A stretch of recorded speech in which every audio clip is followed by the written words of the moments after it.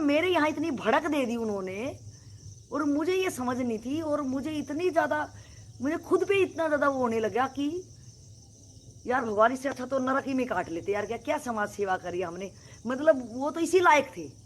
अब तो ये लग रहा कि उनको पकड़ के ना शायद यमराज कम सजा दे दे, थोड़ी देर के लिए भगवान मेरे सामने आ जाए तो मैं यमराज बन जाऊं थोड़ी देर के लिए, मेरा तो जो हो जाए।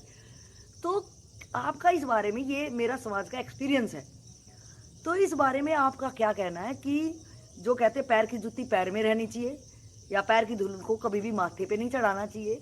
मेरा एक्सपीरियंस तो ये कहता है कि बड़े बूढ़े जो हमारे कह के गए, वो बड़े तजुर्बा वाले थे, वो किसी को भी डिग्रेड नहीं करने वाले थे, उनका अनुभव था। अब जैसे कोई मेरे से नीचे वाली जनरेशन ये पूछे तो मैं ये कहूंगी, भाई पैर की जूती पैर के नीचे रहे, सारों को बिल्कुल दूर बिठा, उनको औकात के कारण, जिसकी जैसी औकात उसको वहीं पे, क्योंकि ये मानसिक स्तर, मैं यहाँ पे अगर कोई मेरे से रिलेट कर पाओ तो मैं क्षमा चाहूंगी, मैं कपड़ों के आवरण से नहीं कह रही कि कोई लाखों के कपड़े पहन रहा है, कोई लाखों की गाड़ी से उतर रहा है, सूट बूट वाला आदमी है तो उसकी बड़ी औकात है। यहाँ एक समझ की, मतलब आपकी समझ क्या है, बहुत गरीब होते हैं और बहुत ही अपनी कमाई का खाते हैं, ईमानदारी का खाते हैं, तो बड़े बड़े प्रशंसनीय है, बहुत सराहनीय वो लोग हैं।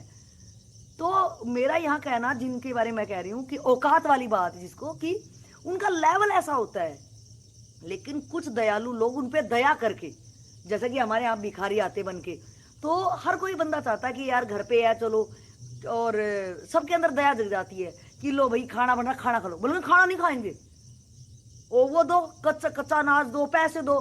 अब उनको पैसे ना दे तो वो अब हमें डर लगेगा यार शराब वराब ना दे दे। तो फिर हमें लगता कि जब हम अपने उससे देखते हैं, आधे स्टेशनों पे मिलते हैं कि अरे भैया हमारे ना पॉकेट मारी गई, पैसे दे दो हमें वहां जाना है, आगे पता चलता ये तो 10 लोगों से कह रहे, हमारे सामने ही कह रहे हैं 10 लोगों को, तेरा घर का किराया जितना लग रहा था उससे ज्यादा मैंने दिया, लेकिन अब इससे मांग रहा, उससे मांग रहा।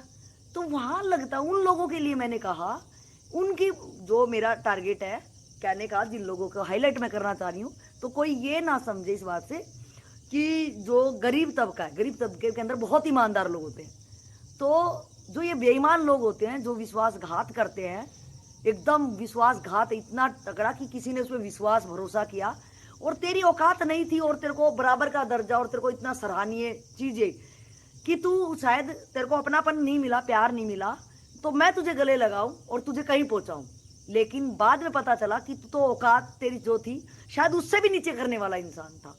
तो इसमें मैं आपका मार्गदर्शन चाहूंगी, क्योंकि बहुत लोग जो जो सोचते कि मेरा पैसा आखिर किस काम आएगा, और मेरा ये शरीर किसी समाज सेवा के काम आ जाए, वो भावनात्मक इतना ज़्यादा जुड़ाव कर लेता है लोगों से, उस टाइप के लोगों से, और बाद में वो लोग उसी को धोखा देके अपना उल्लू सीधा करके और उनको निकल जाना होता है। लेकिन वो सज्जन जिसने हेल्प करी वो बड़ा फंस जाता है, वो बड़ा दुखी हो जाता है कि आखिर देखो मैंने क्या कर डाला।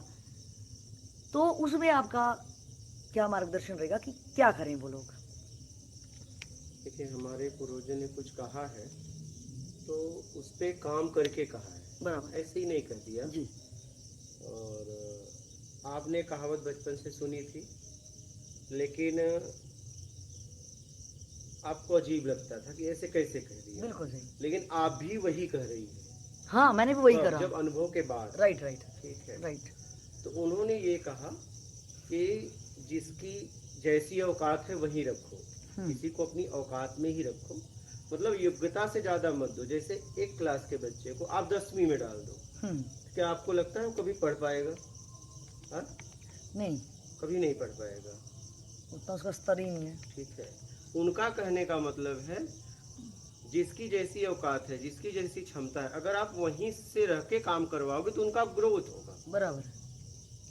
और अगर आपने उनको सीधा उठा दिया तो उनका पतन हो जाएगा। एक लड़का एक से लेके और एक क्लास करके पढ़े, और एक लड़के को एक क्लास 2 क्लास में पढ़ रहा था, आपने सीधा 7वीं 8वीं में डाल दिया, आपको लगता है वो लड़का कभी पढ़ पाएगा? मतलब आप कभी नहीं पढ़ पाएगा, स्टेप टू स्टेप ही वो चलेगा, आवारा हो जाएगा, ठीक है। तो इसलिए उन्होंने कहा था कि किसी भी व्यक्ति को अपनी औकात में रखना, उसकी क्षमता में रखना, जितनी उसकी योग्यता है उतना देना, नहीं तो उसका पतन हो जाएगा। और ये मैं खुद देख रहा हूँ। क्या? अच्छा, हाँ, ये मैं अपने काम में खुद देख रहा हूँ कि लोग जब मुझसे मिले तो मैंने उन्हें मौका दिया, ठीक है, मैं किसके लिए काम कर रहा हूँ? ठीक समाज है, के लिए। पूरी तरह समाज के लिए। मेरे आसपास वाले लोग, ठीक है, जानते हैं, और जो चले भी गए विरोध करके, वो भी मेरे सामने खड़े हो जाएं तो ये कहेंगे ये व्यक्ति समाज के लिए ही जीता है। ठीक है, मेरा जीवन ही वैसा है, क्योंकि प्रत्यक्ष है सब।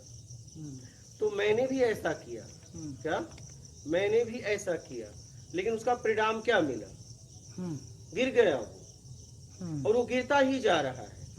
मैंने भी ऐसा किया कि अगर मुझे कोई मिला तो मैंने उसे क्या किया, उठा। मेरा व्यक्तिगत अनुभव भी रहा।